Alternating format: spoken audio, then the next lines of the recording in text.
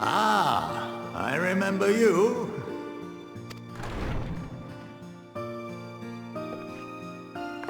I pray we have not caught you at an inopportune moment. We wanted to offer our thanks for your kind words in the forum.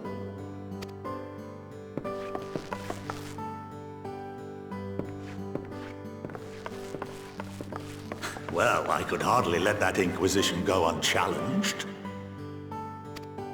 I've always believed that curiosity should be nurtured, not stifled.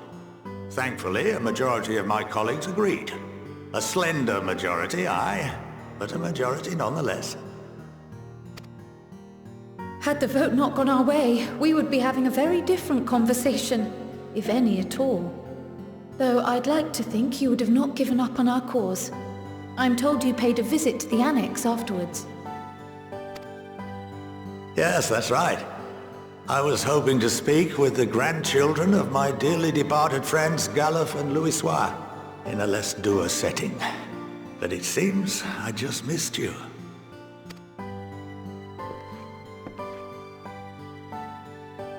I still can't believe how much you've grown. If only your grandsires could have seen the way you presented yourselves to the Forum. Why, it fair brought a tear to my own eye.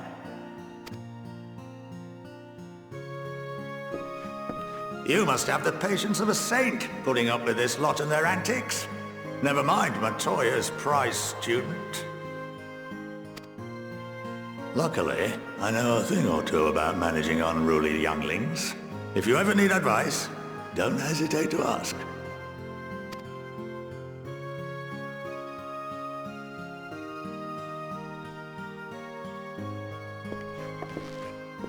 If I may, there is a rather more pressing matter we wish to discuss.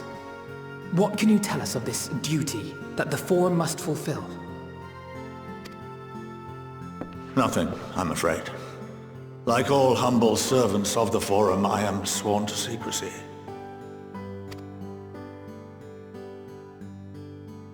Or rather, I couldn't tell you if I tried. Our duty is of the gravest importance. Furthermore, if the particulars were made public, it would incite widespread panic.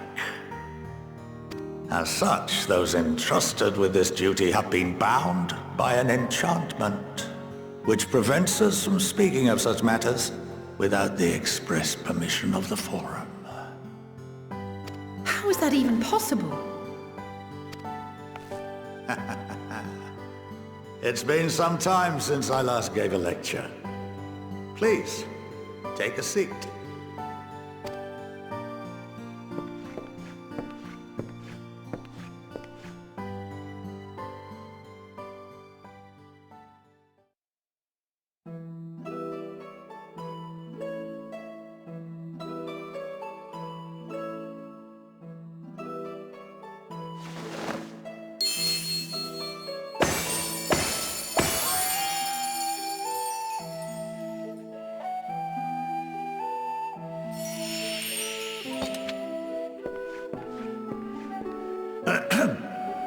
We shall begin by reviewing the fundamentals of etherology. The ether, which imbues us with life, can be categorized into three forms. Two are of the incorporeal sort, the soul, and the memory. Can anyone tell me the third?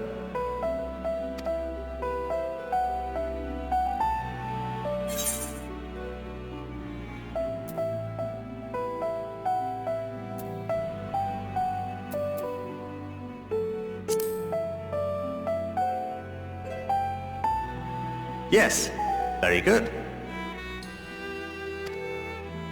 This is the form with which the layman is most familiar. Consumed by even the simplest of daily activities, and replenished by the food and drink that sustain us, this form of ether is in constant flux. In contrast, the ether that comprises the soul is rarely subject to dramatic change. The same can be said for memory, as the two are intrinsically linked.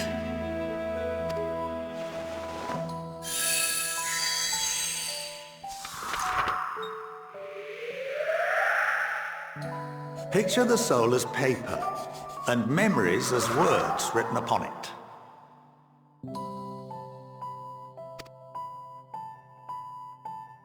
Now, what would happen if that paper was doused with ink? The same type of ether as comprises the memories.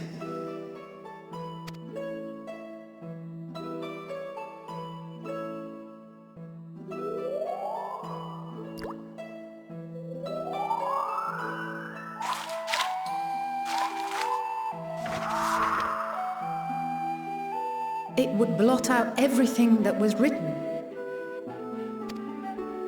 Precisely. We would be unable to recall the memories, and any activities that depend upon them would be hindered as well. In fact, this exact phenomenon was observed on a vast scale not so long ago. And what might that have been?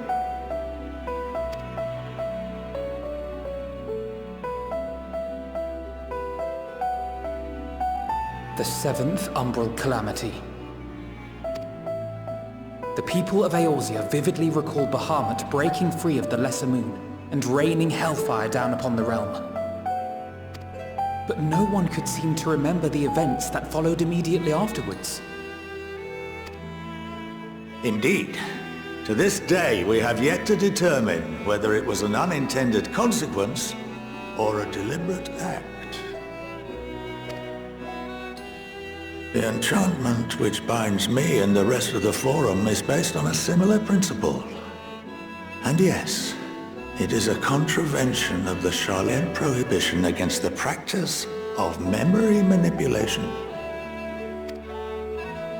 Only when a new member is inducted and told of our great duty are they subjected to the process. A necessary evil. You have my word that it would never be used to manipulate the populace? I should hope not. But can this enchantment be dispelled and your memories restored? If 9/10 of our members give their approval, then the process may be reversed. Then, and only then, would we be able to speak freely to others of our sacred duty. Barring that, we must wait until we return to the ethereal sea.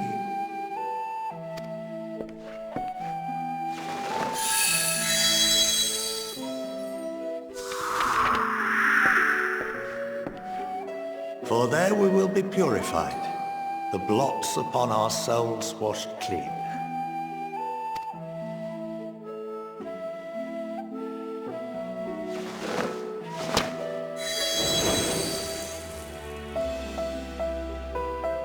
And our memories drift apart and dissolve.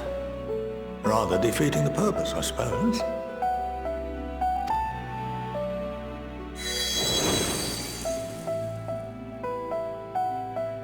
But there are those memories that are indelibly etched upon our souls, some believe.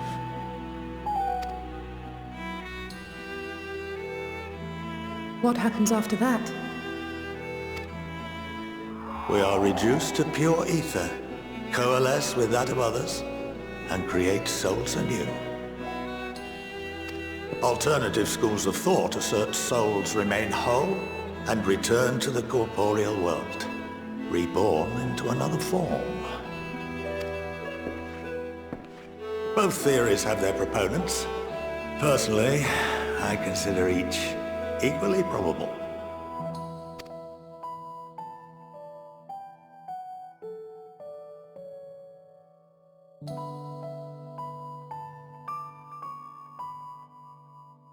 Well, I think that's enough education for today, now that I've given you some food for thought. Or rather, an entire banquet.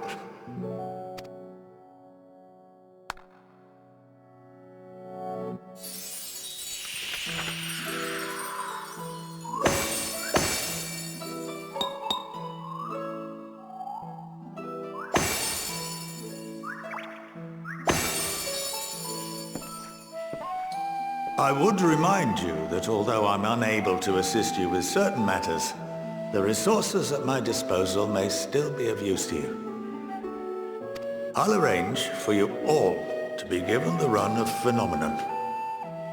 Of course, as associate to our alumni and the students of Baldessian, this privilege is extended to you as well, my friend. Oh, and I suggest you speak with Ki Aliapo. She's well known among the artisans of Sharlayan, and her network of contacts may prove useful in your search for knowledge. I wish you all the best in your pursuits, wheresoever they may take you.